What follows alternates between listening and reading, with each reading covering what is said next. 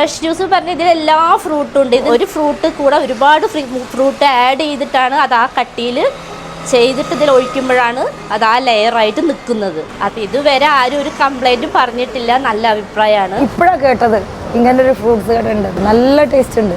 ഇപ്പോഴും നാട്ടിൽ ആ ടേസ്റ്റ് കിടക്കുന്നുണ്ട്. ഇത് ഒറിജിനലായിട്ട് തോന്നുന്നു. അതിൽ വെള്ളം ചേർത്തിട്ടില്ല.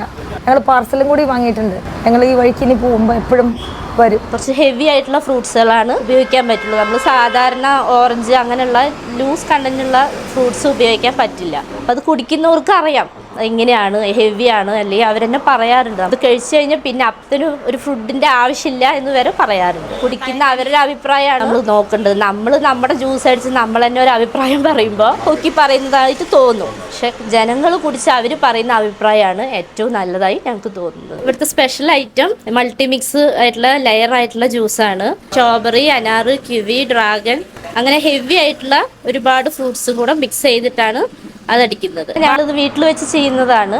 ഐസ് ഉപയോഗിക്കാറില്ല. ഫ്രിഡ്ജിനകത്ത് കറക്റ്റ് ആയതിൻ്റെ കൂളിങ്ങിലാണ് കൊടുത്തുകൊണ്ടിരിക്കുന്നത്. പാലക്കാട് ടു ഒറ്റപ്പാലം അതിൻ്റെ ഉള്ളിലാണ് മംഗലം, ലക്കിടി മംഗലം എന്ന് പറയും. രാവിലെ ഇത് 10 മണിക്കാണ് തുറക്കുന്നത്. തീരുന്നതിനനുസരിച്ച് ഇത് നമ്മളൊരു സമയം എന്നില്ല, നമ്മളിത് കഴിഞ്ഞു കഴിഞ്ഞാൽ ക്ലോസ് ചെയ്യാറുണ്ട്. നല്ല ഫ്രഷ് ജ്യൂസാട്ടോ, നല്ല തിക്കനസും ഉണ്ട്, അടിപൊളിയാണ്, സൂപ്പർ.